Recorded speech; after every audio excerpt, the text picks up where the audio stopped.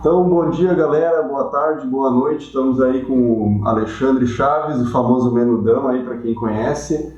É professor de educação física, ex-jogador de futebol profissional do Santos aí, foi meu professor na escola. Seja muito bem-vindo aí, Menudo. Muito obrigado. Gostaria de agradecer o convite, sempre é uma satisfação poder encontrar os meus ex-alunos, poder falar de esporte, poder falar da vida, da trajetória. Então, fico muito grato pelo convite e espero poder contribuir aí com essa reportagem, com esse momento tão rico que eu sempre digo que é sempre um momento de muita emoção quando a gente fala de trajetória, de passado, de presente. Eu grato sempre por tudo que Deus tem feito na minha vida e continua fazendo. Com certeza, com certeza. A gente falou ali do Santos, né? Eu acho que o Santos foi o maior clube do qual tu fez parte, né, como jogador, mas tu teve passagem por outros grandes clubes aqui do Rio Grande do Sul também, né? Exato. Hoje de manhã e ontem à noite também, né? Já um pouco mais voltado já com o pensamento para esse momento, né? De falar sobre o Santos, de falar sobre a minha trajetória no futebol. Eu fazia uma comparação e uma reflexão de que o Santos para mim foi o que é para um jogador de time grande hoje ter uma passagem pela seleção brasileira. Uhum. E para mim, né, dentro da minha carreira mediana, talvez medíocre, até uma carreira média, em relação a sucesso, em relação a conquistas, o Santos para mim foi a glória, né? Então carrego no peito até hoje, né, esse amor pelo Santos, porque foi o time de maior escalão que eu joguei e até hoje sou torcedor do Santos, desde a época que o meu pai também, quando ele era vivo, foi a Santos, porque era o time dele de infância também, o Santos de Pelé, da vila mais famosa do mundo, né, da Vila Belmiro. E hoje ainda tenho muito contato com torcedores do Santos, né, presente. Já me mandaram presentes e estou num grupo de torcedores do Santos de todos os tempos, né? E compartilho várias coisas hoje, falando sobre futebol. Então, o Santos ainda é uma realidade na minha vida e está sempre no meu coração. Sim. A corrente foi presente de um torcedor também, não foi? De um torcedor, Jean Marcelo, ele praticamente ali tem a liderança, né, dentro daquele grupo de todos, que tem várias torcidas, né? Tem torcida jovem, tem torcida 1912, tem várias torcidas organizadas dentro do Santos, né? Então a gente tem um contato e esses torcedores mais antigos, eles têm uma memória incrível, assim. O jogador que passou lá em 92, em 93, 94, eles lembram de cada um, né? Então isso aí é algo muito emocionante, assim, para quem jogou, saber que por mais que tenha sido uma passagem curta, né? Curta, mas que as pessoas lembram de a gente ter atuado e jogado. Né? Reconhecimento, né? Exato, exatamente. Reconhecimento, exatamente. Sim. Muito legal isso.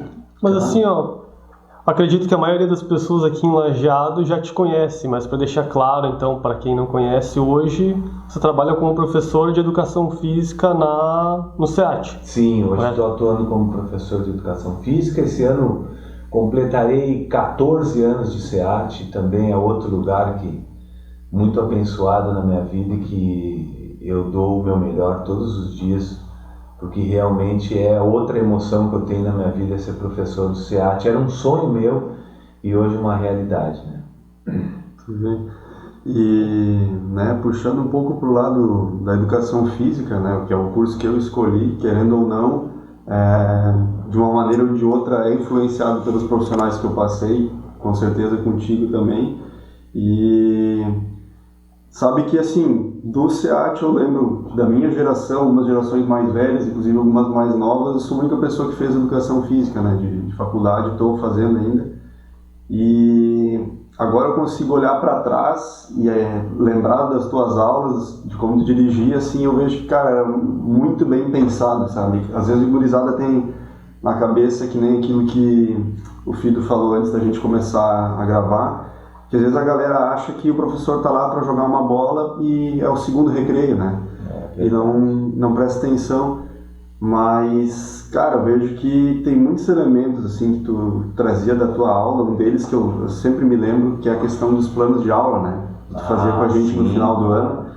E... autonomia, exatamente. Exato. E aí a gente pensava assim, né? Eu, no caso, não, tá? Não tô querendo aliviar, mas realmente não pensava desse jeito. Mas às vezes tinha gente assim que, o Menudo não quer dar aula, daí ele manda nós fazer uma aula, né? Pô, que mentalidade é essa, né? E depois, quando eu cheguei na faculdade, foi, acho que a primeira disciplina que eu fiz que exigiu o plano de aula foi basquete e vôlei, né, esportes coletivos. E eu lembro que no início a gurizada, assim, da faculdade não entendia muito bem como fazer, o que era para fazer. E eu analisei, assim, o modelo que o professor deu e olhava assim, tipo, cara, muito parecido com aquilo que tu... com aquela proposta. Exato, que tu ensinou para nós, sabe? Então, para mim foi uma coisa muito natural, assim, eu já conhecia como é que era a estrutura de uma aula, né? E essas coisas na escola a gente não presta tanta atenção.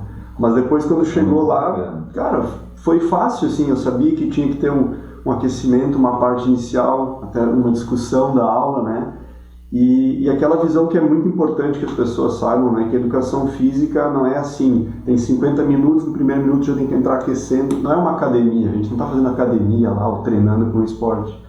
Mas entendendo como é o movimento humano como um todo, né? Exatamente. E o esporte tem me ajudado. O esporte contribuiu muito, né, com a questão de gerir pessoas, né? A gente é um gestor de pessoas. Então, a minha carreira no esporte, ela trouxe essa bagagem de poder liderar, planejar, né, e gerir grupos, né, estar com o teu grupo na mão para que tu tenha o objetivo alcançado dentro de um plano de aula e de uma aula de educação física.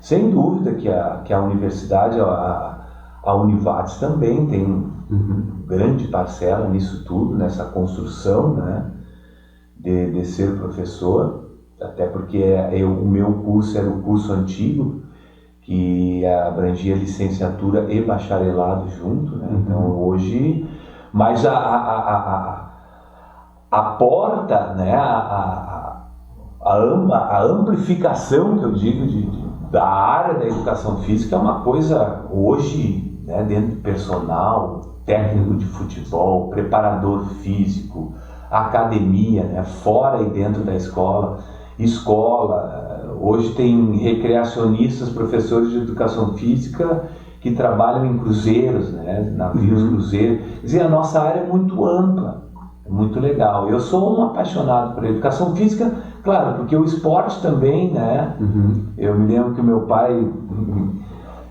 desejava muito que eu fosse advogado, né, que nem ele e o meu irmão, e até tentei fazer o vestibular para direito, mas logo vi que não era a minha vibe, né? Não era a minha área, e sim lidar com o movimento humano, que foi que a gente teve essa construção dentro do esporte. E hoje podendo passar isso para as crianças e jovens, né? Sim. E também a questão desse reconhecimento que tu traz, muitas vezes o aluno não tem essa assimilação do que está sendo proposto, né?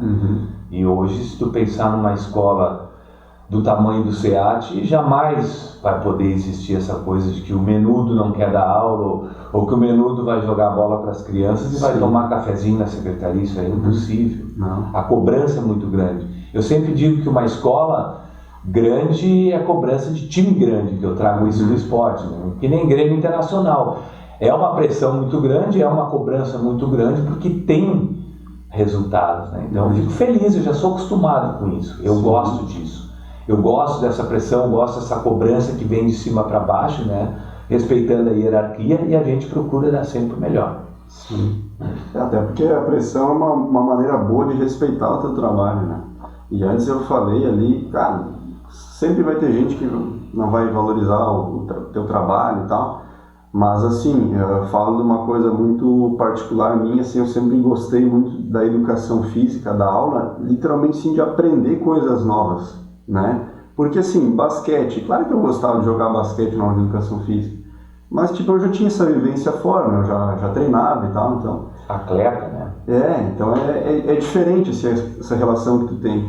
E eu sempre lembro que tu falou, assim, numa das primeiras aulas que eu tive contigo, que quem era melhor na modalidade tinha que ir ajudando os outros, né?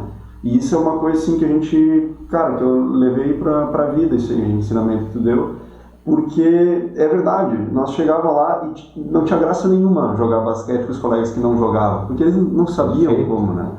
Só que se eu conseguir ensinar alguma coisa para eles, fazer eles entender melhor a prática, aí eles criavam um envolvimento e aí se tornava divertido para mim também. Estímulo, exato. É estímulo. Né? Muito bom, perfeita a tua colocação. E é bem isso, é a coletividade, né? A educação física é vamos dizer, um crescimento social para a pessoa também, né? Saber lidar com os outros passa muito pela aula de educação física. Muito atitudinal, né? Muito atitude. Eu sou de um tempo da educação física dos anos 80, que ela ainda tinha uma visão muito militarista, muita cobrança de técnica. Nós éramos avaliados pelo nosso rendimento, né? O teste de Cooper, 12 minutos. Sim. Quem tinha uma melhor resistência, uma capacidade aeróbica, tinha uma melhor nota.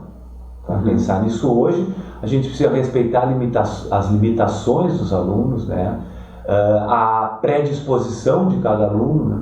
De quem gosta, de quem não gosta, de quem treina, de quem é atleta, de quem não é atleta. Então, isso é a grande missão da educação física, que é o que tu está trazendo aí. A grande missão que eu penso hoje do professor de educação física, além de trazer todo o seu planejamento, de montar plano de aula, etc. e tal, é fazer o aluno gostar. Como é que eu vou fazer esse aluno gostar disso, dessa modalidade? Então é uma missão muito de fazer leitura, né, do material humano que tu tem na tua mão e muito a questão de fazer as pessoas respeitarem. Porque o segredo da perfeição é a repetição. Né? Seja ele na área das lutas, da dança, né?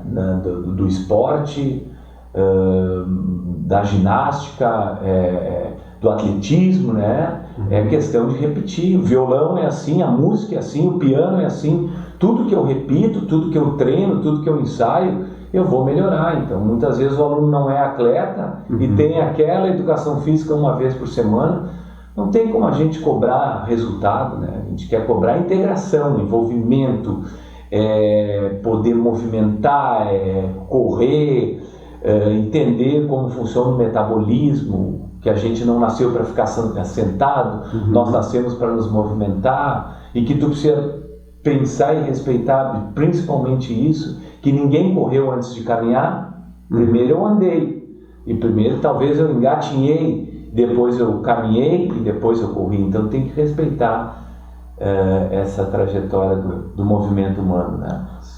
Por falar nisso, eu queria te perguntar como é que tu vê essa relação hoje do professor de educação física na escola. Tu não sente que talvez a parte da educação física ela é um pouco deixada de lado no ambiente escolar em comparação com as outras matérias? Porque assim, eu fui aluno do Madre Bárbara, né? Eu não sei como é que é no SEAT, mas lá também acontecia muito assim os alunos só querem saber de jogar futebol, os guris, e praticamente enxerga a educação física como um segundo recreio, né? E tem muitos daqueles que não são muito fãs de fazer exercício físico e sempre dão uma desculpa para não fazer, para ficar lá só sentado vendo e conversando, né? Tipo, vai de calça jeans, aí dá uma desculpa de eu tô com dor de garganta, né? Quero ver quem é que pega essa referência. Eu já pego esse cara, digo, não, então aí tu deveria praticar, isso vai limpar a tua garganta. É verdade. Mas assim, não só pela parte dos alunos, mas assim, por uma parte da rede da escola, da instituição. Tu sente que eles dão o mesmo peso para o profissional de educação física e para as suas necessidades do que para as outras matérias, ou tu sente que ainda é uma coisa que tem que melhorar, sabe? Ele ainda está sendo deixado um pouco de lado, a área de educação física. Ótima a tua pergunta e bem direta, assim, né? Depende do contexto. A tua pergunta já teve a resposta. Depende do contexto. Eu não conheço os outros contextos hoje, né? Há 14 anos eu estou no SEAT, eu não conheço, eu não posso avaliar outros contextos. No nosso contexto de SEAT, essa é a minha grande alegria e realização, porque o SEAT, a direção e as coordenações, né, das séries finais, desde a educação infantil, séries finais, e séries iniciais, finais e médio, elas têm esse pensamento igual. A educação física é valorizada igual a química, igual a matemática, igual a qualquer outra. Então, eu sou muito feliz no SEAT por causa disso, porque talvez o aluno não entende, talvez o aluno não assimila muitas vezes isso, mas o colégio trata a educação física igual às outras disciplinas. Que bom. Muito, muito legal essa parte, muito boa a tua pergunta. Mas nesse meu contexto hoje, sou satisfeito e agradeço muito que o colégio tenha essa visão de valorizar a educação física como qualquer uma das outras. Que bom. E agora falando nisso, né, eu não acompanhei mais muito, eu sabia que tinha aquela reforma do ensino médio, né, que colocaria a educação física como opcional, né, eu não sei até onde que andou isso, se na pública tá assim, como é que é, mas eu sempre lembro, é da Rússia, né, filho, que eles fazem educação física todos os dias antes de começar a aula, na Ucrânia também. Então, lá eles têm até um desenvolvimento na questão de posturas, né? Eles trabalham muito com aquela questão de como fazer um agachamento, como funciona, né, a biomecânica do teu corpo, né? Pensar no que tá fazendo. Exato. Para que tu aprenda os movimentos básicos do ser humano, né? Porque às vezes tu tem uma criança que é um excelente atleta e, cara, isso acontecia comigo no basquete. Eu joguei com os caras, assim, que eles eram absurdos, né? Eles eram fantásticos. Só que fisicamente eles tinham inúmeras coisas para corrigir, digamos assim. Tinha uma má postura, tinha um ombro mais alto que o outro, tinha escoliose, tinha problema no joelho, né? Pisava errado com o pé no chão. Então tudo isso lá eles têm muito focado esse trabalho de ensinar postural, né? Um trabalho postural e de fazer como uma ginástica, né? Eu acho que eles não contemplam que nem nós aqui o conhecimento de todos os esportes e atividades, mas eles contemplam o exercício, né, a questão, né, muito baseada naquela parte de fisiológica, né, dos benefícios do exercício físico, de fazer ele antes da aula, né, mas não contemplam tantos esportes que nem aqui. Eu queria ver mais ou menos o que tu pensa, né, sobre a questão da reforma. Teve uma medida provisória que até eu passei esse vídeo para os alunos que teve quase ali, né, teve muito próximo de um absurdo, né, de ser opcional a educação física, mas ela caiu por terra, porque ficou comprovado, né, que a educação física ela vem contribuir muito para o rendimento do aluno dentro da sala de aula. Né? Essa questão de postura, de alongamento consciente, de esportes, de integração, em termos de desenvolvimento até físico, ela vem contribuir depois com o teu rendimento, a tua disposição dentro da sala de aula, nas outras disciplinas. Então isso aí é muito, muito óbvio, né? Essa questão do corpo, mente, corpo são, né? Para também depois contribuir com as outras. E a questão que me chama a atenção na Europa é o que nós temos aqui hoje separado. Na educação física, na Inglaterra, por exemplo, primeiro que o professor tem um outro status lá, né? Sim. Professor em geral. Né? O professor é o título, né? Professor tem outro status. E segundo que ali sim existe um olho clínico, um trabalho de visão, né? De um grupo de professores que vai te direcionar. Ou seja, a predisposição de A é para futebol. Então, na educação física, tu vai treinar futebol. A dele é basquete, na educação física, tu vai com um professor de basquete. São vários professores dentro de uma instituição para que tu consiga avançar. Nós aqui não, nós temos separado. Nós temos que, extracurricular, entrar numa escolinha, né, numa escola de futsal, numa escola de basquete, numa escola de ginástica, sendo que lá na Europa eles eles tratam disso, né, desse envolvimento dentro da educação física, não é fora. É impressionante isso, o cuidado que eles têm, né? Sem falar aí nas visões, né? A visão e metas que eles têm com cada aluno que tem essa predisposição para o esporte, como aquele que tem para a música, né? Como aquele que tem para artes, para o desenho, etc. Cada um desenvolve aquilo que traz, daqui a pouco, depende, né, DNA ou cultura, muito cultura, né? O pai era pianista, a mãe era cantora, o filho provavelmente vai sair alguma coisa voltada para a área da música. Então é muito forte isso. No meu caso, o futebol foi isso, né? Meu tio, o Chaveco, né, José Carlos Chaves, era treinador de futebol. Então, desde pequeno, convivia dentro do vestiário, vendo os caras aquecer antes do jogo, né? Aquele cheiro de pomada de massagem, aquela coisa toda. Quer dizer, eu cresci no contexto, então é extremamente cultural que a gente possa aí ter uma probabilidade de desenvolver essas capacidades. Então foi assim que começou a tua história com o futebol, tu cresceu nesse ambiente e foi o que te levou a querer ser jogador, a se tornar jogador, então? Primeiro o envolvimento com o meu falecido pai, Taylor Chaves, né? Na questão de torcedor do Internacional, né? Então era uma coisa, assistir um jogo do Internacional era como assistir um jogo da seleção brasileira, né? Então a gente foi se criando com isso na escola, futebol, e aí sim nós tínhamos o futebol muito forte nas séries iniciais, né? Na escola estadual, quando eu estudei quando criança, e a gente foi crescendo nisso, né? Jogando futebol na escola e vendo jogos do Internacional com meu pai. Tinha um fanatismo bastante acentuado assim, pelo Inter, e depois o meu tio, né, na trajetória dele como professor de educação física, né, que ele atuava no Castelo Branco e no Madre Bárbara, tendo a sua licença para trabalhar no esporte de rendimento, que era no profissional, no Clube Esportivo Lajadense, tendo várias conquistas ali nos anos de 80 e 81, bem quando eu tinha meus 10, 11 anos. Então eu cresci no estádio, com os jogadores, com as conquistas, né? Pegando um carinho pelo Clube Esportivo Lajadense, depois me tornei atleta do Lajadense, né? No futuro. Então tudo isso envolve o meu contexto, né? Entendi. E assim, meu Dudu, teu período de base, assim, quando começou a treinar, assim, esportivamente falando, né? O teu primeiro clube foi o Lajadense, então, começou lá na base? Foi o Clube Esportivo Lajadense, fui convidado pelo... fui convidado, não, eu sempre digo que eu fui adotado, né? Eu fui adotado pelo nosso ex-presidente saudoso Antônio Carlos Voaro, que era da Polícia Rodoviária Federal, e foi nosso técnico e presidente do Lajadense, né, depois.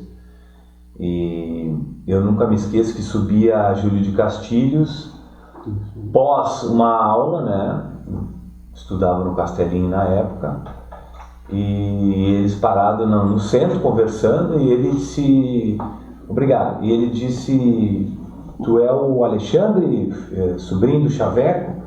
Digo sim, muito prazer, eu sou o Voaro, técnico do Lajadense, eu tinha 15 anos, gostaria de te convidar para ir treinar conosco no Lajadense. Cheguei em casa feliz da vida, e para mim foi um atalho, né? Porque eu fui um caso diferente, assim, eu comecei a treinar já no profissional com 15 anos, eu não treinava no juvenil, eu não passei por juvenil e juniores, eu entrei direto no grupo profissional, então os caras me adotaram.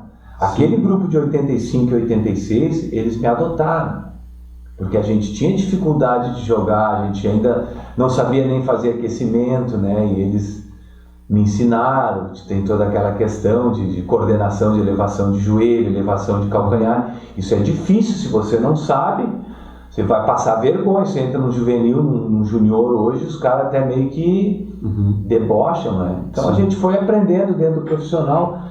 E aí depois passamos as competições, saía do profissional para jogar com o juvenil, para jogar com os juniores, até o ano de 87, quando foi a minha saída para o Ser Caxias de Caxias do Sul.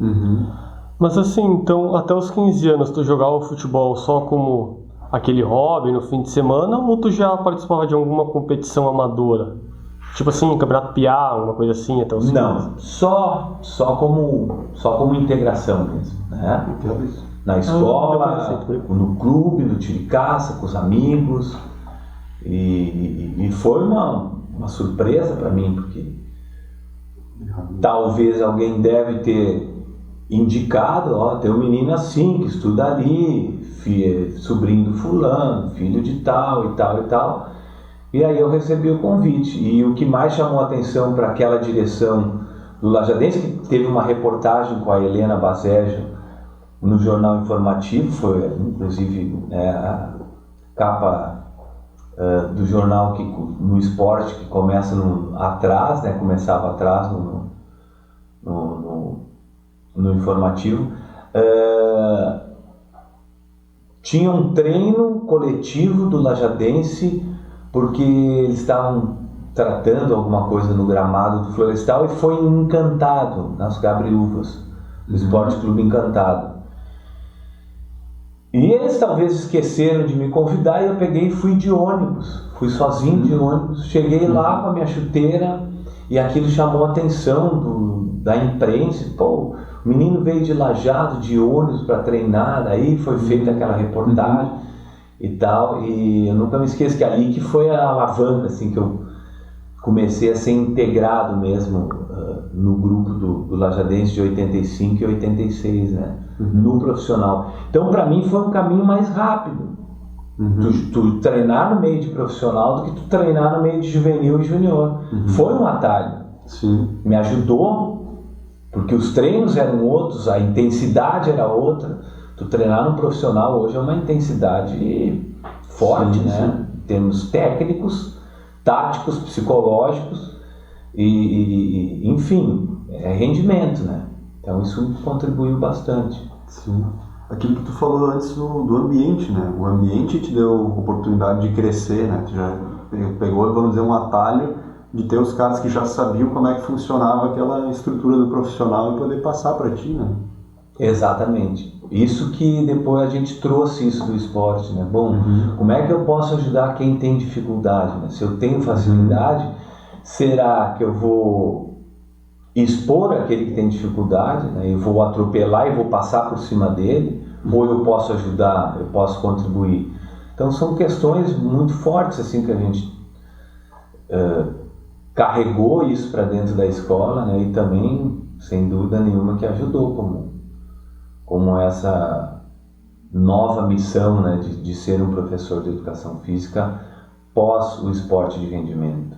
E teria possibilidades de fazer curso de treinador, preparação física, que eu sempre gostei, mas eu me identifiquei logo com escola. Quando eu fui convidado para trabalhar em escola, me identifiquei logo, digo, não, gostei de trabalhar com as crianças, eu tenho paciência, eu tenho talvez esse jogo de cintura, de lidar com as pessoas, que eu trouxe do esporte, né? Um pouco dessa sabedoria que a gente construiu, e fui ficando, estou até hoje, né? Satisfeito com a oportunidade. Você começou em escola particular? Não, eu comecei a minha trajetória como professor de educação física na prefeitura de Lajeado, né? Eu primeiro tive que ingressar, fazer o vestibular, daí eu ingressei na educação física, no curso de educação física, em 2002. Comecei tarde, comecei com 32 anos o meu curso, né? Sim. E terminei com 42, em 2012. E aí em 2003 logo veio a proposta da prefeitura com os projetos sociais, né? Trabalhar com o futsal no projeto do Morro 25, aí também apareceu a SLAM, Sociedade Lajadense de Auxílio à Necessidade, que hoje mudou um pouco o nome, a proposta, né? A iniciação de violão, que a gente também tem essa bagagem da família, né? Que é a música, então eu também trabalhava com música ali. E quando eu ingressei quando eu ingressei no Melinho, né, João Batista de Melo, eu fui dispensado porque não era formado, ainda era estudante de educação física na Univates. E o superintendente do Melinho veio a Lajeado e disse que não admitiria mais ninguém que não tivesse formado que trabalhasse na escola. Então fui demitido, né? Mas foi uma porta que se fechou e outra que abriu, né? Sim. Que 2 semanas depois eu estava dentro do SEAD, através do meu padrinho, o X, professor X, né? Claito Vachels, ele que promoveu e me indicou em 2008 e eu estou até hoje, né? Sim.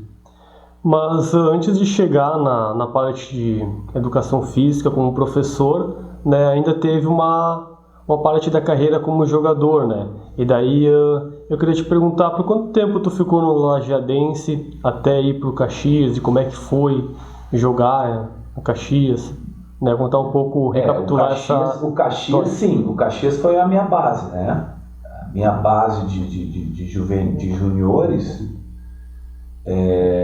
foi no Caxias. Então, em 1987, quando então o treinador técnico... Aceita mais um?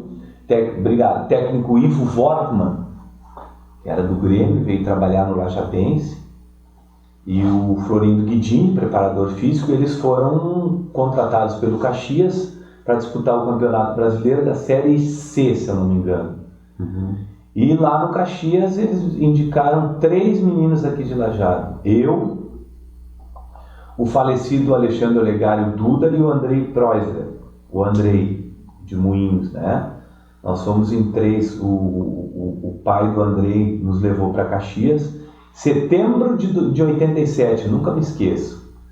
E nós fomos fazer teste no Caxias, indicado pelo Ivo Wortmann e o Guidini, e passamos por 3, 4 semanas de treinamento e tal, e fomos então aprovados, né, pela comissão técnica dos juniores, e o Andrei, que era nascido em 71, foi convidado para ir para os juvenis e eu e o Duda para os juniores, onde ficamos 87, 88, 89 e 90, quando estourou minha idade de junior para subir para o profissional, e aí eu fui emprestado para o meu primeiro time profissional, que foi o Guarani de Venâncio em 1991.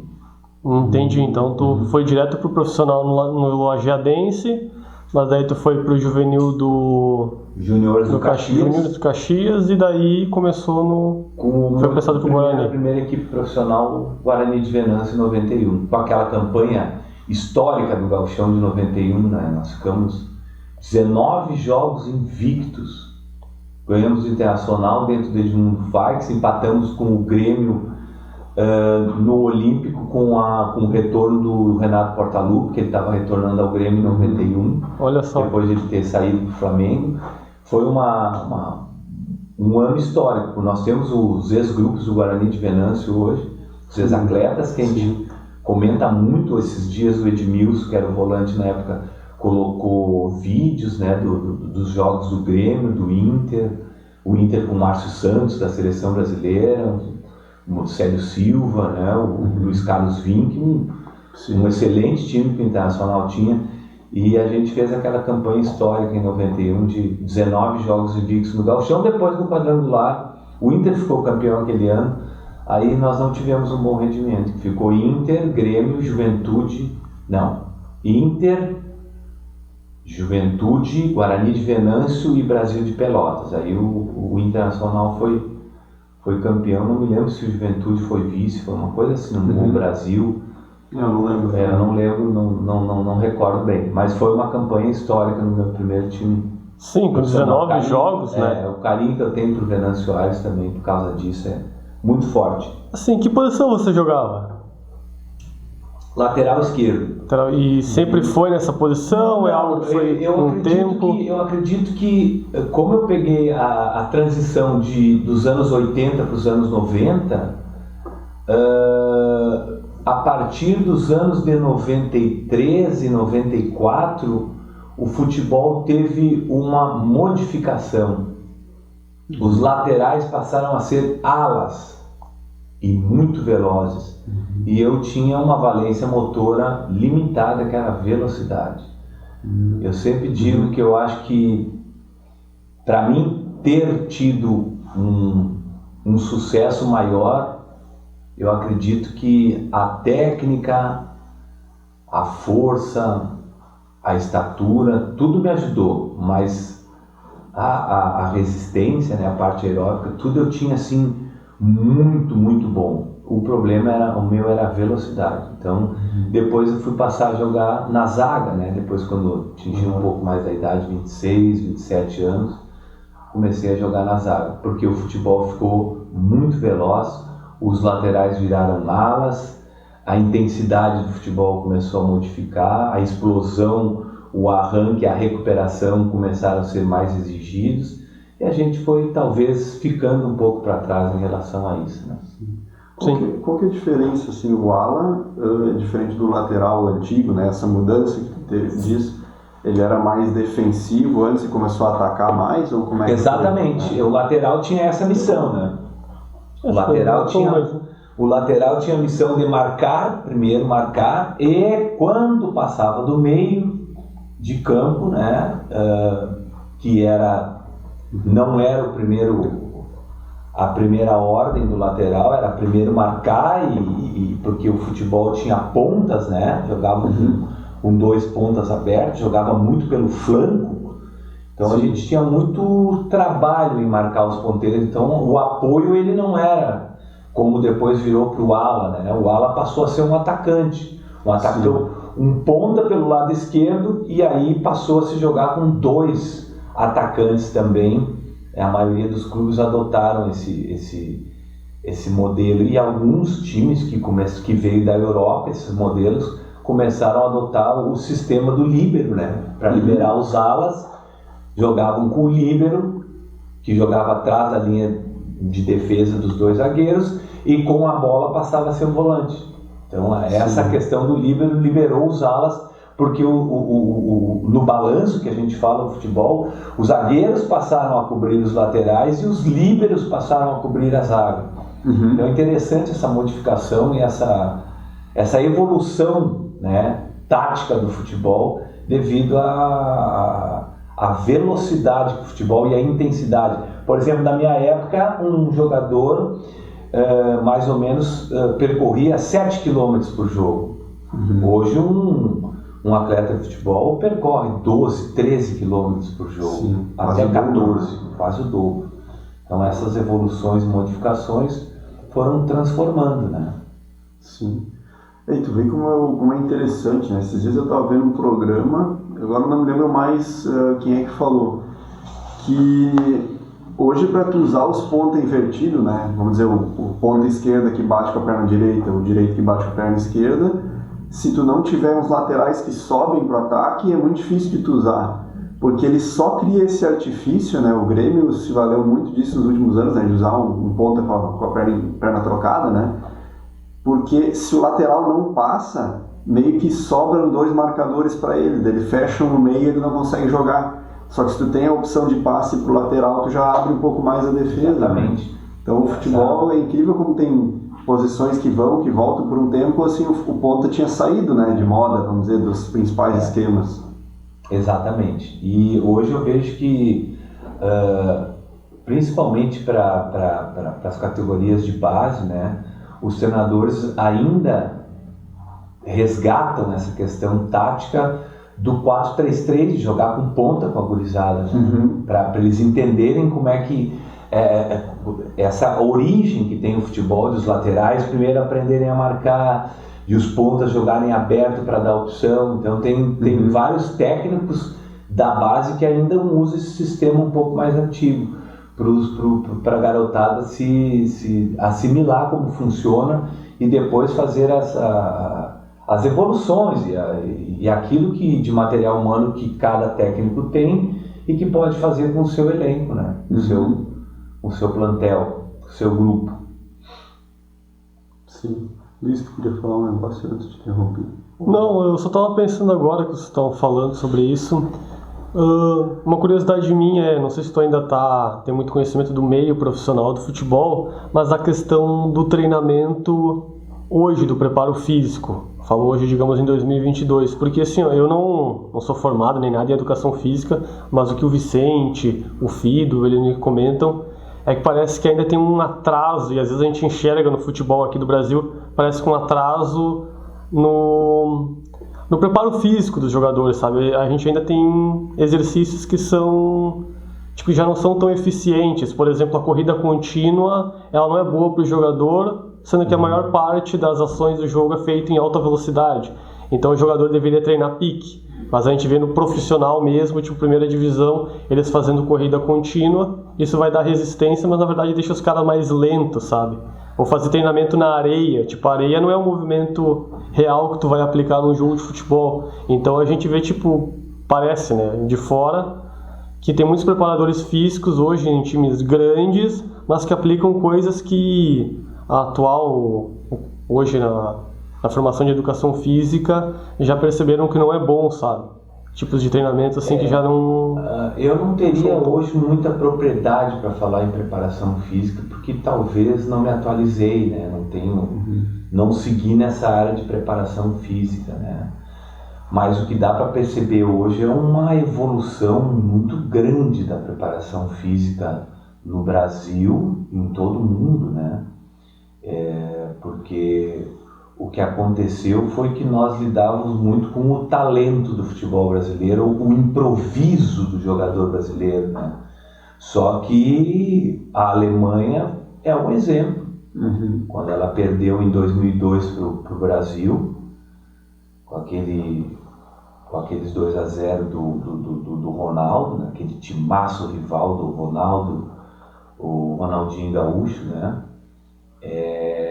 Ela montou um projeto extremamente novo de que o lateral do sub-15, o que o lateral do profissional fazia, o do sub-18 fazia, o do sub-17 fazia, o do sub-15 fazia.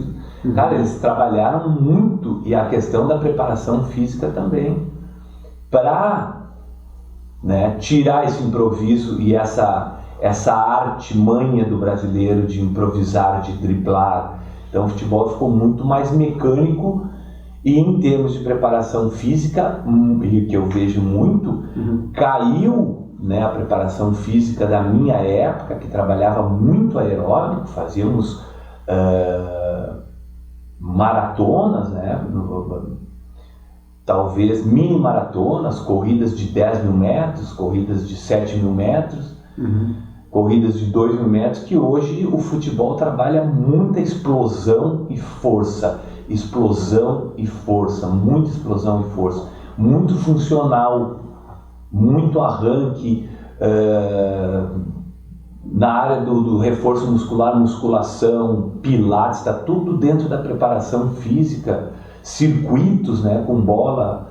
Então hoje a gente não tem nem mais o treino coletivo que nós tínhamos, que era o jogo, que era um treino, que era um jogo treino, né? Um coletivo hoje é campo reduzido e troca de passe rápido e 2 toques na bola e aquele chiqueirinho que faz, né? Muito campo reduzido. Na Alemanha, por exemplo, o bobinho que nós conhecemos, né? Um no meio e 5 tocando a bola. Na Alemanha é um treino muito forte, né? Fazem vários campos reduzidos onde joga 5 contra 2 e não pode entregar a bola. Então o futebol ficou muito dinâmico, muita explosão e muita força. Mas então tu acha que os nossos profissionais aqui pelo menos têm esse conhecimento? Muito. Nós temos excelentes, a nossa preparação física tem excelentes profissionais, porque hoje tu não trabalha só preparação física. Hoje tu tem um preparador físico, hoje tu tem um auxiliar da preparação física, hoje tu tem um fisiologista, o fisioterapeuta, hoje trabalha um grupo muito grande junto contigo. Antes não, era o técnico, preparador de goleiros, preparador físico, massagista, acabou a comissão técnica. Hoje uma comissão técnica aí tem diversos integrantes, né, da área da psicologia, da área da fisiologia, da área da preparação física. Hoje é muito complexo. Hoje a preparação física evoluiu por quê? Porque hoje tu tem vários testes de sangue, por exemplo, que vão detectar o tipo de fibra que tu tem, né, na musculatura, tipo fibra branca, fibra vermelha, de resistência, de velocidade, fibra branca, tipo 1, tipo 2. Então hoje a coisa está muito evoluída, assim, a preparação física. Temos excelentes profissionais na área da preparação física, muitos. É que eu acho que o que o Luiz quis dizer, né, é que eu, pelo menos, observo assim, nas nossas conversas, eu observo da mesma maneira. Hoje nós temos o Atlético Mineiro, o Palmeiras, o Flamengo e o Corinthians já há bastante tempo também, muito à frente assim, em termos de estrutura de CT, né, de centro de treinamento do clube, né. E assim... Santos também. O Santos também tem uma estrutura muito boa, né? O Santos até eu não conhecia. É que do Corinthians, se eu não me engano, é o maior, né? CT do Rei Pelé. O Corinthians também, eles têm uma estrutura muito boa. São Paulo tem uma estrutura muito boa. O nosso Atlético Paranaense diz que tem uma estrutura, os treinadores, os técnicos gostam de trabalhar no Atlético Paranaense porque diz que tem uma estrutura fantástica. Sim. Né? O Coxa? Inclusive, não, o Atlético Paranaense.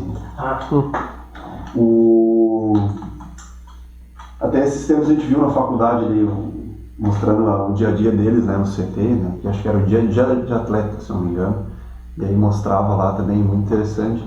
Mas, cara, é que assim, a dupla Grenal no atual momento está muito mal, né? E fala-se, né, sobre essa questão do preparo físico, que acho que é também um dos grandes problemas para a dupla Grenal em si. Mas a gente vê hoje, cara, time do Flamengo, time do Atlético Mineiro, do Palmeiras, praticamente não popa os jogadores, né? Popa um que outro, mas vai que o time titular vai jogando e aguenta jogar o jogo todo, bota ritmo, né?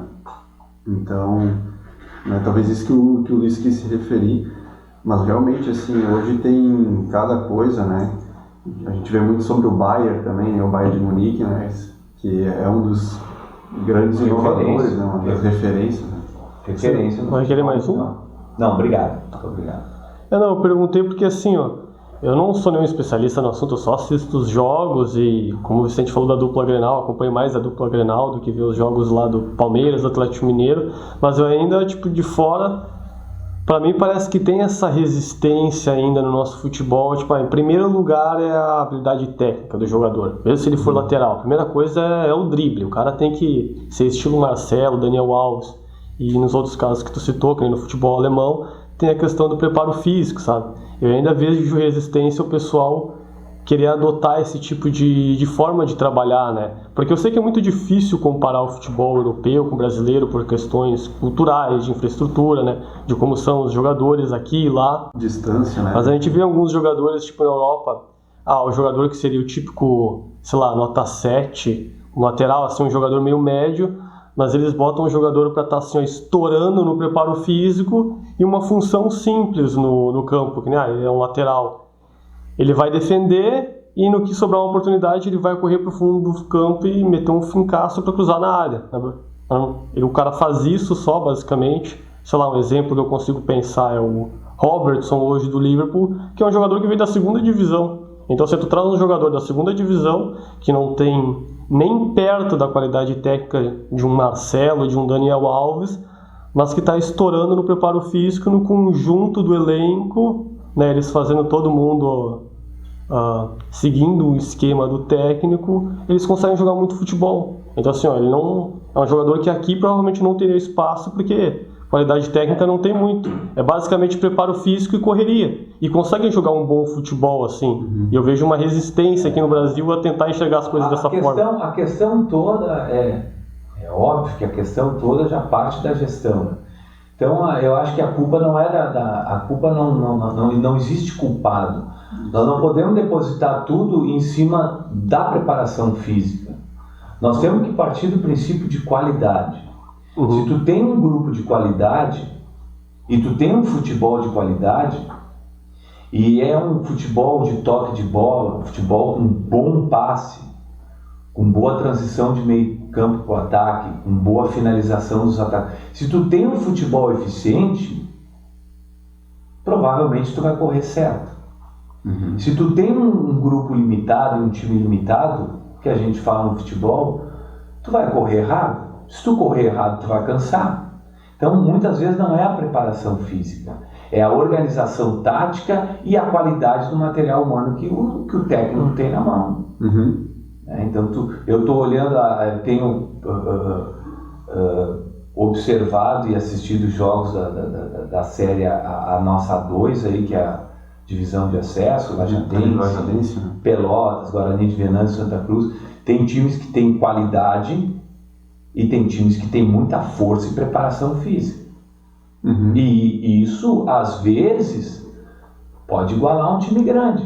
Foi o que aconteceu com o Internacional, com o Globo, o Mirassol com o Grêmio.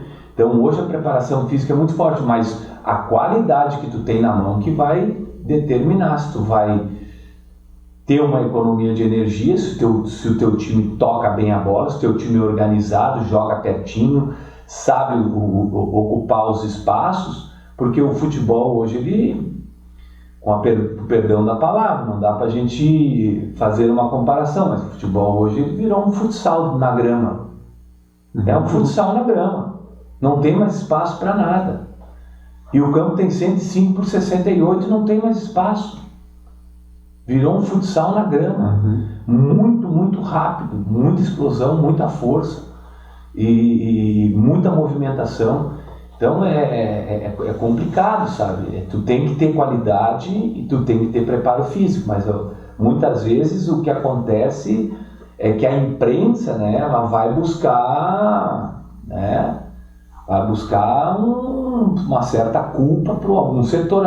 O time está mal de preparo físico, o time está mal tecnicamente, o time está mal escalado, o time está mal, não está com a cabeça boa, o psicológico está ruim, etc. e tal. O vestiário está rachado, começa as especulações. Então eu falo com muitos jogadores profissionais hoje, que eu me dou bem, cara, não é bem assim, cara. O Laércio, esse que estava na Chapecoense, eles passaram por aquele momento difícil e caíram até. Ele falou, cara, nós estávamos com o grupo fechado, trabalhando sério, hoje vai dar, e se abraça. E não deu, essas coisas não dão certo. Aí depende da qualidade, depende do momento, depende daquela energia, do astral, do grupo, uma série de coisas que aí nós vamos ficar dias falando, né? Mas é muito complicado a gente analisar assim friamente quem tem culpa, se é a preparação física ou é a parte tática. Muito, muito difícil isso. Sim, que eu não quis dizer uma questão de culpa, né? Mas um exemplo que tu deu, foi o Grêmio e o Mirassol, né?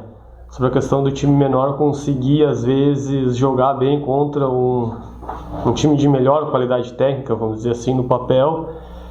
É o que eu vejo, assim, quando eu vou ouvir discussões, tipo, sei lá, na rádio, de jornalista, ou com outras pessoas, é sempre aquela coisa, o problema do Grêmio, sou gremista, é porque não tem meio de campo, não tem camisa 10, sabe? Não tem aquele Luan, não tem aquele Douglas, e termina aí, sabe? E é sempre esse o problema, só vai resolver o problema quando tiver esse jogador. Tipo, nunca entra na pauta, na discussão, a gente não tem esse jogador, porque a gente não faz na nossa atual situação, uma coisa mais ou menos que nem o estilo do Mirassol, sabe? Nunca entra na cabeça deles, ou nunca vem essa opção de talvez trabalhar dessa forma, porque a gente não tem esse material humano, como tu falou, da qualidade. Daí vai lá, contrata um Benítez da vida, que não consegue correr 15 minutos e tá lesionado, sempre porque é essa coisa, tem que ter o cara da qualidade técnica, né? A gente não tem o cara da qualidade técnica, o que a gente faz nessa situação?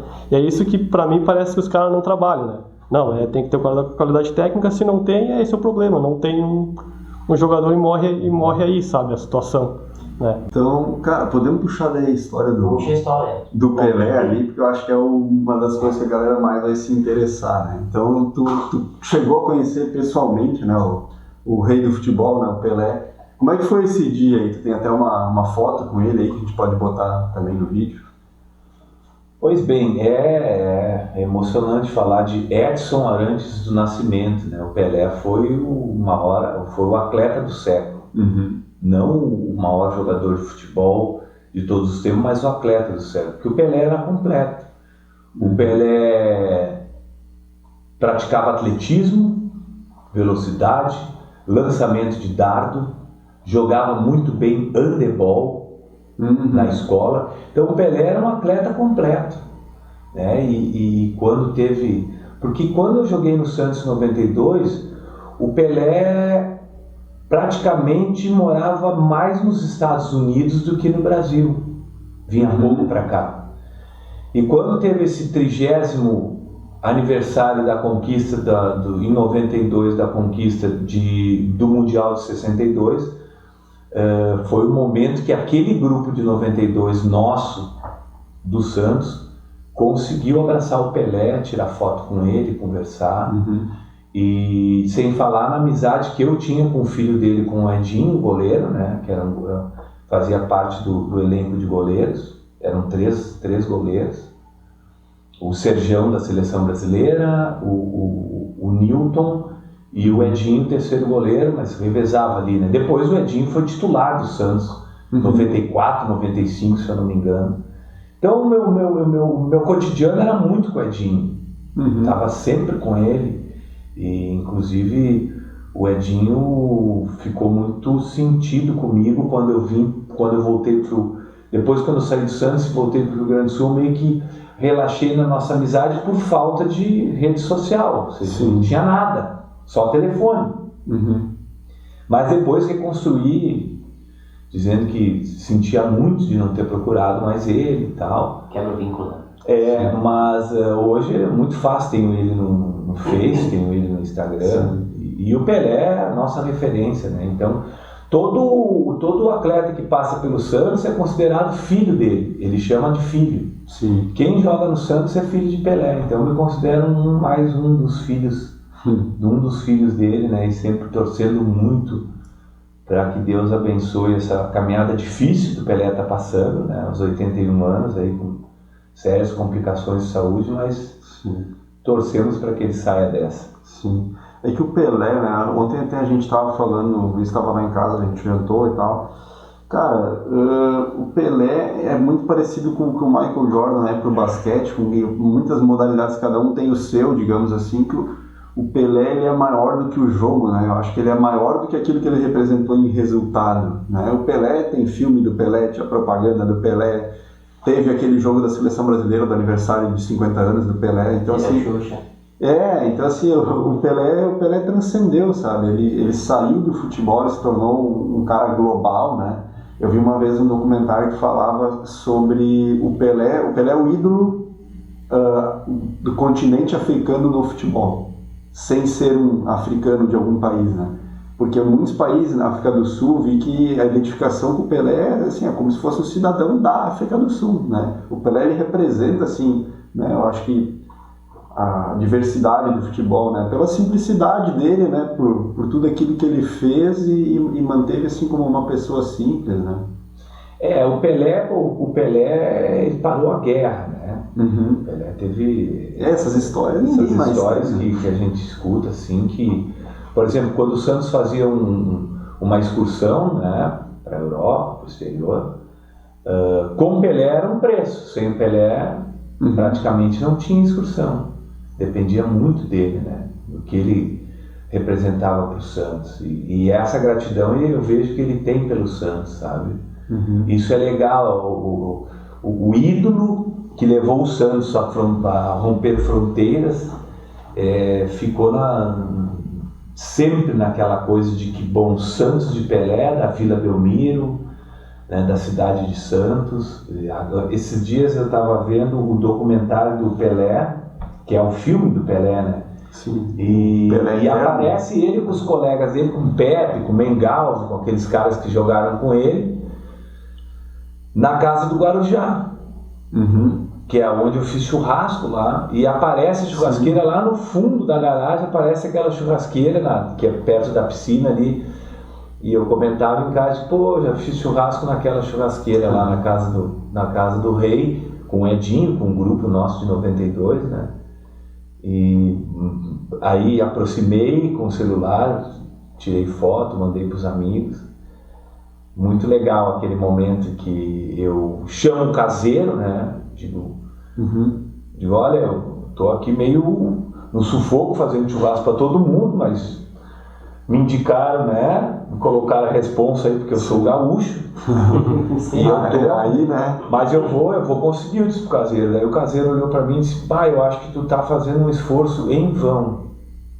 Porque é só ligar esse botãozinho aqui que ela tem uma máquina, uma máquina que ela é rotativa. Eu não conhecia a churrasqueira rotativa. Pá, a vergonha que eu passei, né, cara? Eu tô no suador ali e virando espeto, né? Sim. Aquilo ali eu nunca mais esqueci, né? Churrasqueira rotativa. Mas fez eu não churrasco sabia do que Pelé, era. né? Legal, as histórias do mundo da bola, né? Bacana também. Podemos falar da viagem das oitavas? Isso aí também foi massa, cara. Se nós puder comentar disso aí também, porque fazer uma eu não sei história. se tu vai até hoje nas viagens das oitavas. Não, eu fui em 3 edições, agora eu não fui mais convidado, mas tô sempre na torcida, né? Tá aí, ó. Convidado. Isso é uma viagem Chega a me louca. oferecer, às vezes. Eu gosto, se sobrar uma vaga, eu tô dentro. Sim, porque tu sabe que quando a gente foi, né, a gente parou lá em Belo Horizonte. Que Lá tu tinha... tava ruim, né? Eu ia comentar disso aí também, mas que a gente jogou futebol de tarde, né, e na época a gente não sabia, pelo menos eu não conhecia o Menudo como um jogador de futebol, né, pra mim o Menudo era professor, né, não sabia que tinha jogado já, e daí, no caso... No Sesc? E daí a gente foi lá no Sesc, daí a gente jogou com os outros moleques que estavam lá, assim, e o Menudo destruindo o jogo, assim, nós apavorados, sabe? Parecia aquela propaganda que tem... 2000 e... Isso foi em 2013. 13, né? 2013. E, cara, parecia aquela propaganda da Pepsi que tem lá no basquete, não sei se você já viu. Não. Que eles pegam um jogador da NBA, né, o Kyrie Irving, e ele se veste de velho e vai jogar, e daí ele tá jogando mal, arremessa a bola lá longe, assim, né, e daí os caras, tipo, que saco, né, esse velho aí, né, tá aí estragando o jogo, a gurizada querendo jogar, aí daqui a pouco ele começa a encarnar, assim, e ele dribla todo mundo e faz umas jogadas espetaculares, como é que o cara velho tá fazendo isso? Essa aí eu vi, sim. E aí, cara, a nossa reação foi assim, tipo, pô, o cara é só um professor, como é que o cara joga tanto? A gente não conhecia, né? Verdade. E, cara, foi muito divertido, assim, a viagem como um todo, né? Uma baita de uma experiência. Eu tenho uma complementação, né? Foi bem no começo a gente falou sobre a relação entre educação física, escola e cultural, essa coisa de ter que escolher uma vertente para o aluno ir, né? Que infelizmente aqui no Brasil a gente não tem, mas na Europa isso é bem definido, né? Ter direcionamento dos alunos, né?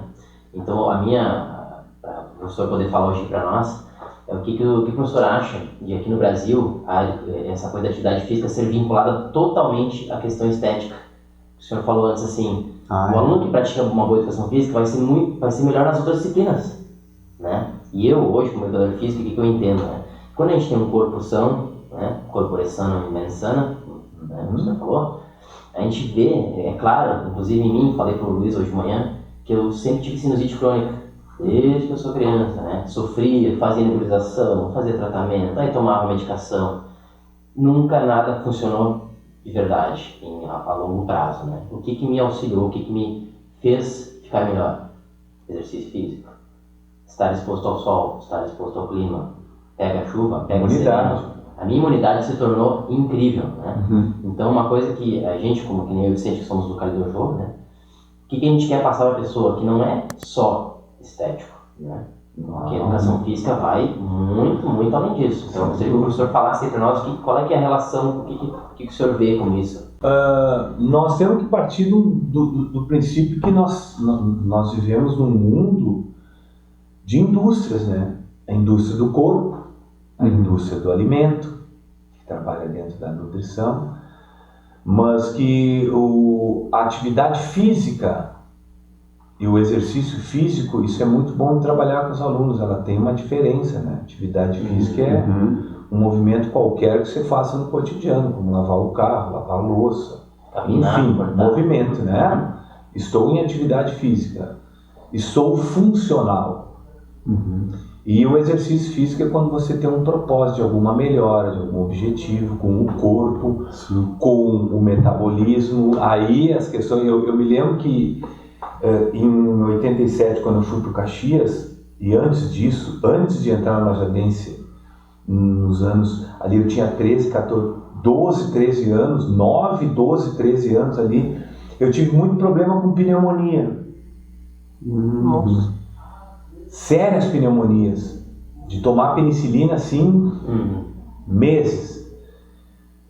Cara, eu resolvi isso aí no futebol. Quando eu fui para Caxias, clima seco, frio, alimentação, exercício físico, eu consegui praticamente zerar o pulmão que eu tenho, os pulmões que eu tenho hoje, né, a capacidade aeróbica que eu tenho hoje.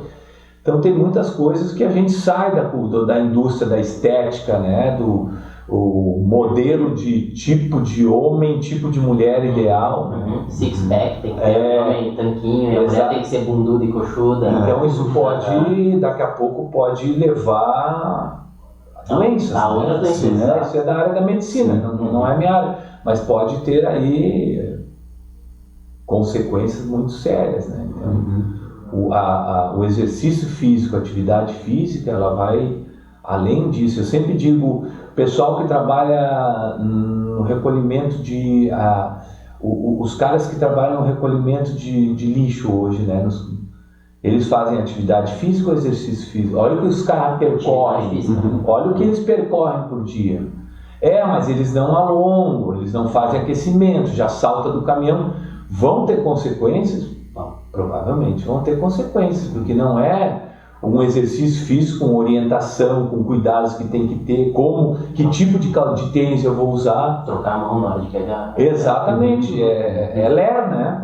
Lesões por esforço repetitivo. Então, é muito essa questão de conscientização, né? Ginástica de conscientização, ginástica de exercício físico, quer dizer, muitas coisas que às vezes as pessoas não têm conhecimento ou têm e não se interessam. Porque hoje tu tem o YouTube, o Google, aí tu pesquisa qualquer coisa, né? Sim. Que tu tenha dúvida na área da medicina, na área da educação física, na indústria da moda, na indústria do corpo. Então é muito forte isso, né? Na América, eu digo na Europa e na América, existem países orientais que as pessoas que possuem, as pessoas que têm um pouco mais de sobrepeso e as pessoas que possuem mais pelos, são as pessoas que têm são mais atrativas, e para nós não. Na indústria da estética hoje nós temos depilação, uma série de coisas. Então depende muito da cultura. Sim. É a indústria do corpo, a indústria da moda, a indústria da alimentação. Depende da cultura e do contexto, né? Sim. Inclusive, né, a gente comentou antes em off ali, né, que eu e o filho estamos com o nosso canal no YouTube, né, falando sobre atividade física e sobre questão de saúde, né, acima da estética, que é o Kali Dojo. A gente vai deixar o link embaixo na descrição. E assim, né, eu e o filho, cara, toda semana a gente se reúne para fazer os vídeos, então a gente sempre discute, cara, saúde em primeiro lugar. E a estética vem como consequência. Consequência, é do teu esforço, né? Se tu te alimentou bem, dormiu bem, não abacalhou, né? Não comeu doce que nem um louco, não bebeu cerveja que nem um doido, né? Eu não sou hipócrita, também gosto de tomar minha cerveja, né? Sim. Mas a gente sabe de que o estético não está vinculado exatamente com a atividade física, né? Então isso é uma pauta que eu gostaria de falar, porque como o professor aí, foi atleta de futebol, teve um alto rendimento, passou pelaquela parte pesada da cobrança, né? Como eu também, quando fui atleta de karatê, também passei por isso, né? Daí sim, a gente estava lá definidão, né? Mas também, por quê, né? Gastava 20 mil calorias no dia. Exato. O que eu vejo hoje das sequelas que traz, né? Exato. A Daiane dos Santos hoje tem sequelas. O Ronaldo Nazário tem sequela. Então a gente que vai nessa linha de buscar o limite do corpo para alcançar resultado, acaba passando da saúde, vai além, né? Sim, também já se torna aí algo agressivo para o corpo, né? Mas é uma necessidade que o mercado exige do rendimento, né? Alto rendimento, performance. Mas nós precisamos da saúde, né? Mas nós precisamos ser seres funcionais, cara. Em que eu fico na ponta dos pés e consigo pegar algo no meu guarda-roupa, no armário, que eu consigo levantar uma caixa. Isso é saúde, é ser um ser funcional, independente da idade, ser funcional. Para isso a gente precisa buscar um equilíbrio muscular Eu sempre digo que o músculo é o nosso amortecedor, né? Uma musculatura bem equilibrada, uma musculatura forte, ela vai proteger tua coluna, ela vai proteger teus discos, né? Da coluna vertebral, vai proteger tuas articulações. Então, é algo importante para as pessoas saberem que para ser um ser funcional, tu tem que manter um peso ideal, não agredir as articulações e corrigir posturas, e que a gente tenha, né, esses vícios de sentar mal. O aluno, a gente vê na sala de aula, às vezes também, sentar de uma maneira, uma postura totalmente errada, debruçado sobre os seus livros, seus cadernos e tal. Mas o que a gente puder corrigir, a gente vai corrigindo, né? Vai buscando. E é uma questão que assim, a gente faz o exercício para viver, a gente não vive para fazer exercício, né? Tipo, tu pode até viver como um atleta, né? Pô, mas o meu corpo é o meu instrumento de trabalho, é o que me dá dinheiro. Não, beleza. Só que chega um ponto que o cara tem que entender onde é esse limite.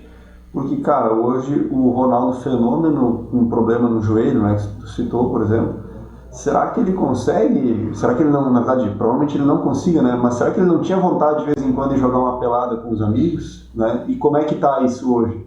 E isso é muito, vamos dizer, claro que ele tem uma história para contar, isso para sempre vai ser lembrado, né, como um jogador. Mas daqui a pouco, assim, não só o Ronaldo, mas imagina nós aqui, fazendo exercício, aí daqui a pouco, me deu um problema de coluna, agora eu não levanto mais as coisas do chão, agora eu não faço mais caminhada. O filho é um cara que gosta bastante de caminhar em morro e coisa e tal, né? Fazer trilha, né, trekking. Então, tipo, a nossa vida tem tanta coisa, né, e o exercício ele tem que melhorar essa nossa experiência geral, né. Ele não é só para me deixar bonito ou para me colocar assim, nossa, como esse cara foi o bom da sua modalidade, né? Isso também é legal, mas tem um aspecto que é muito da tua saúde, o que aquilo vai te proporcionar, qual vai ser a vida que tu vai ter a partir daquilo, né? Que é isso que tu fala, né? Nós temos que, acima de tudo, buscar, a palavra que eu gosto muito é buscar o equilíbrio, né? Sim. Tudo que é demais, assim, acaba trazendo consequências sociais. Conheço pessoas que praticam hoje ciclismo, enfim, natação, beach tênis, que está aí, né, estourando, e acabam esquecendo que existem outras coisas no mundo. Então o equilíbrio, eu acho que é importantíssimo, né? Eu tenho amigos hoje que jogam futebol de segunda a segunda. Eu, na minha opinião, já acho demais. Eu tenho família, tenho filhos, acho que tem que ter um equilíbrio nisso tudo, né? A vida não é só futebol, não é só o exercício físico, não é só academia, né? Não é só o corpo. Então, não pode virar doença, não pode ultrapassar os seus limites, né? Senão acaba sendo considerado exagero, que não é bom também, né?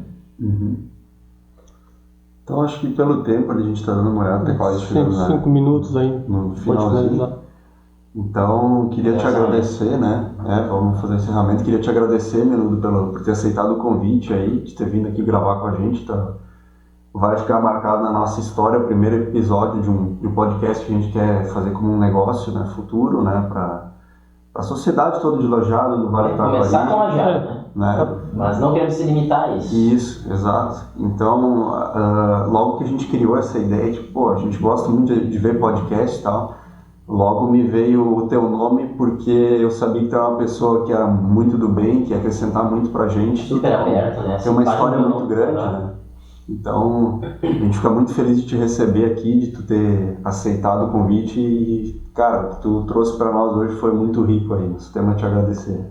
Muito obrigado. Eu que fico emocionado de poder mais uma vez falar da minha trajetória, da minha vida e acima de tudo, aquilo que eu falo nas reportagens quando é jornal, ou rede social, ou várias entrevistas que já fiz na rádio, né, em algumas rádios aqui da cidade. Eu sempre digo que, para mim, a maior riqueza que eu tenho hoje, que eu tive no esporte também, é relacionamento, né? No ramo que eu tenho hoje como professor. Então, repito sempre, todas as vezes, não quero ouro nem prata, quero fazer amigos e quero crescer cada vez mais tendo pessoas do meu lado, pessoas do bem, Conexão. e seguir, né, ser um discípulo do meu falecido pai, que é sempre ser honesto, fazer o bem, fazer amigos e poder ajudar as pessoas quando assim for preciso. Muito obrigado pelo convite. Quando precisar, estaremos sempre à disposição. Beleza. Muito A gente obrigado. que agradece. Palmas aí. Muito obrigado.